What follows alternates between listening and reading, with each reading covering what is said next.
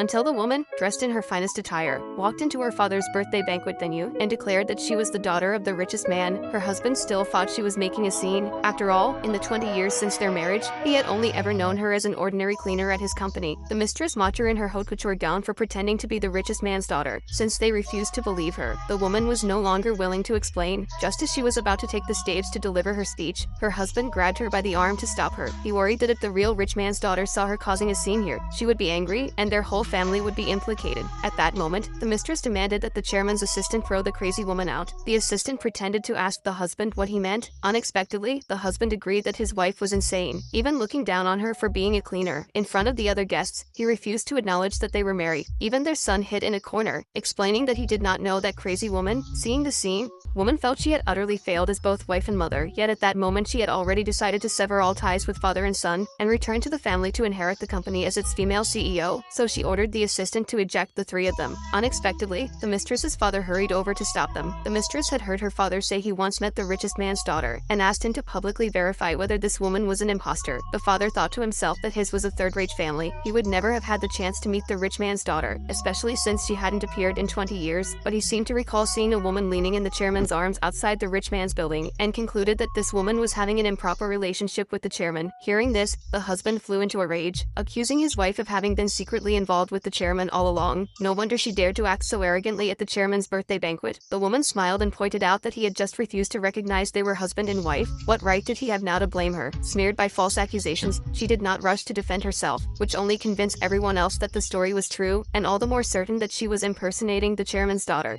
Man told his mistress to call the real daughter to confirm her identity, so they could prove this woman was a fraud. The mistress instantly panicked because she did not know the chairman's daughter at all, and pretended her phone had died. The woman snatched the phone from the mistress and saw it still had 80% battery. The mistress had no choice but to grab it back and feign a call, but the woman discovered she was dialing the telecom customer service line. Seeing this, the woman told her husband that the mistress obviously did not know the chairman's daughter and had been deceiving him all along, while the one secretly helping him had always been his wife. Now the real chairman's daughter stood before him, yet he preferred to believe the mistress and the rumor of his wife's impropriety with the chairman, rather than accept that his wife was exactly the daughter he had been eager to please. The mistress's father sensed something was wrong and tried to persuade his daughter to leave at once, but the mistress insisted on waiting for the real chairman's daughter to appear and expose the woman. Woman immediately ordered the assistant to throw the two of them out. At this moment, the husband still refused to believe his wife was the chairman's daughter. Unaware that after marrying him she had hidden her identity and worked as a cleaner to protect his pride, he had despised her for 20 years, even betraying her with the mistress, and their son felt ashamed of her lowly job. The chairman was heartbroken to learn of his daughter's suffering. Thankfully, she decided to leave that scoundrel. Had she not insisted on marrying him all those years ago, she would never have endured so much pain.